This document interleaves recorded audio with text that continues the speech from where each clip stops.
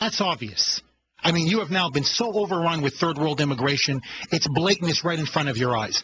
But I'm talking about if you're living, I don't know, in Iowa or Kansas or Mississippi or Texas or places in the heartland. Don't you feel that bit by bit, drop by drop, day by day, you are slowly losing your country? Not just in terms of illegal immigration, in terms of American culture, American values, the creeping socialism, the constant big government, the bailout of the banks, the bailout of the auto industry, the one bailout after another, the bailout of the financial sector. Now they're gonna swamp you with nationalized health care, cap and trade. And to see our president go around the world and grovel and apologize for the United States, don't you feel deep down, is this America?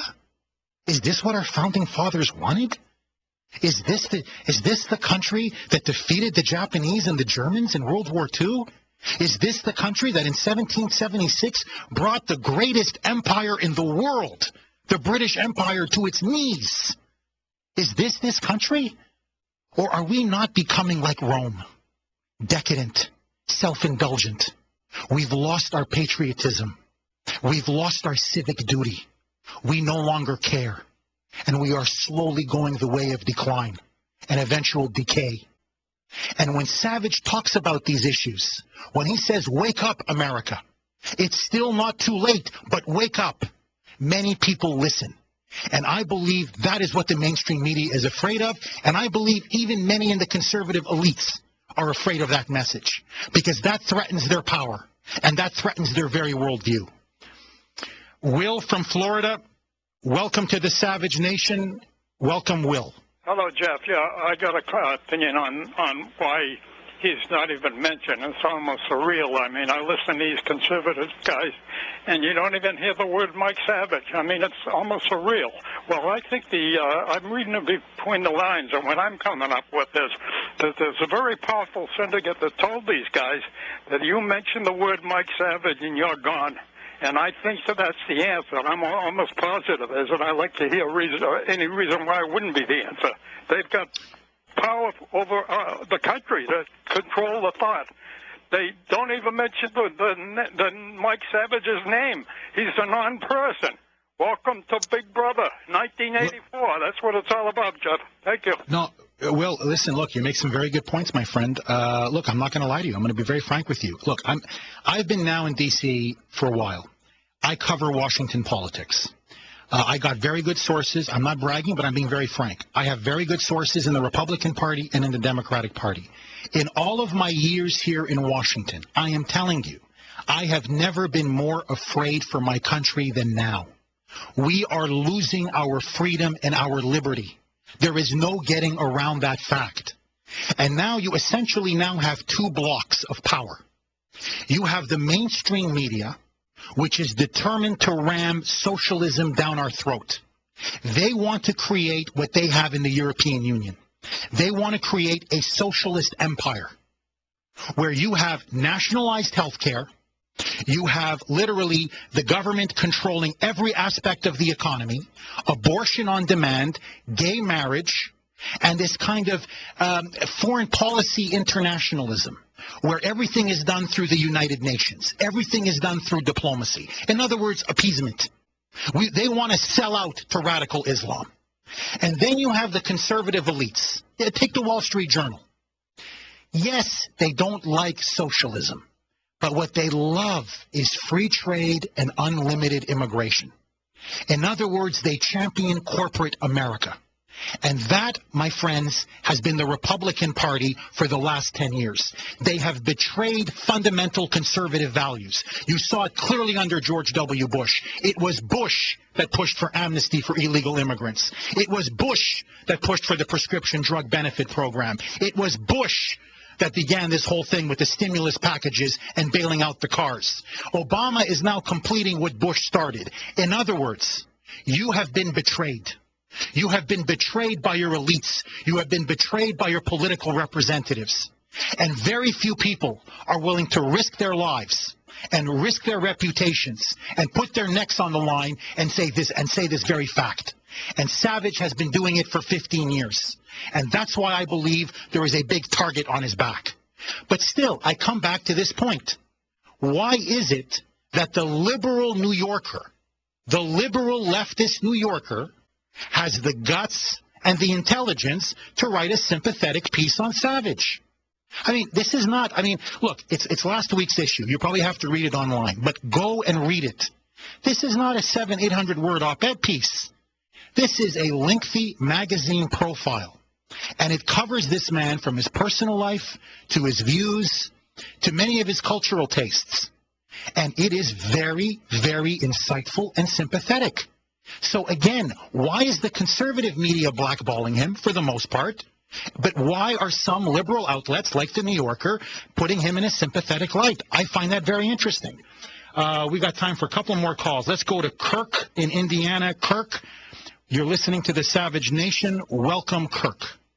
Thank you, Kuhner. I'm a former Marine, and I have put myself on the line for this country, and my youngest brother as well has served for duty in Iraq. And I just feel like, as conservative, we have to take back the Republican Party because that's the only platform that we have. Don't you agree? Oh, no, definitely. I mean, Kirk, there's no question about it. I think that conservatives, we have to do several things. We have to first take back our movement. Our movement has been hijacked by pseudo-phony conservatives. And this happened in the 1990s when Gingrich and his gang rode into power. They claimed that they were going to clean up the cesspool in Washington. They were going to scale back the size of government, slash your taxes, and slowly but surely empower you, the American people. But what happened under Gingrich? The Republican Revolution got derailed.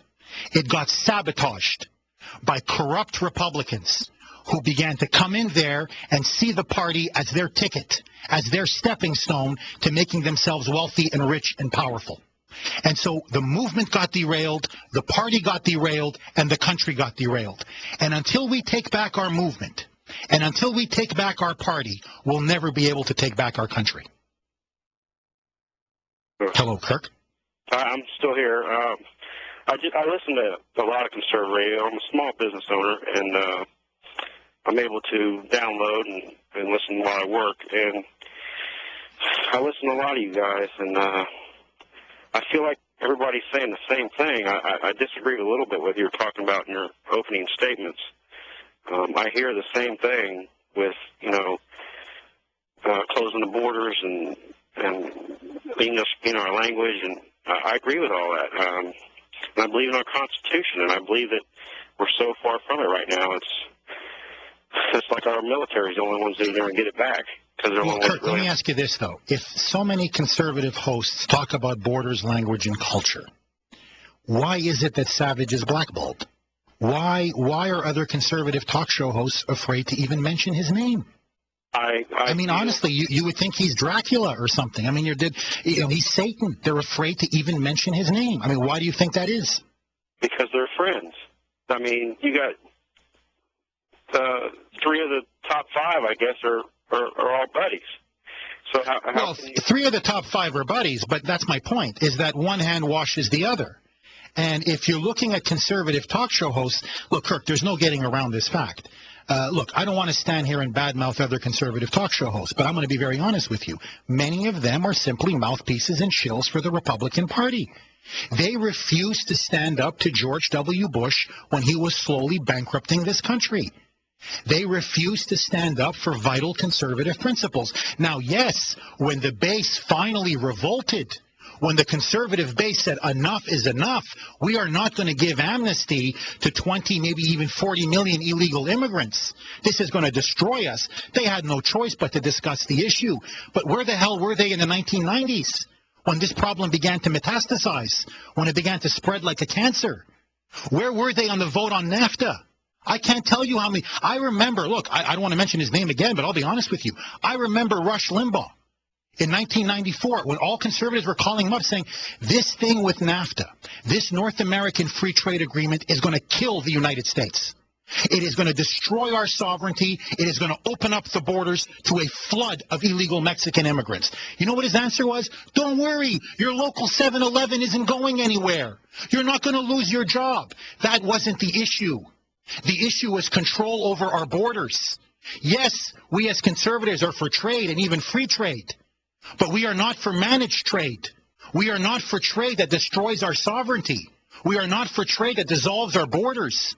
Well, for the last nearly 15 years, we have been now under an onslaught. We are losing our cities. We're losing our way of life. We're losing our very government. And finally, a man has stood up and said enough is enough. And he's got 8, 10, 12 million listeners a week. And when he's profiled in the New Yorker, everybody's silent. Nobody wants to say a word. To me, I find that very revealing about the mainstream media and about the conservative press. And it's about time somebody spoke truth to power. I'm Jeff Kuhner, sitting in for the living legend Michael Savage. I want to hear from you, 1-800-449-8255, 1-800-449-8255. Why is the conservative media establishment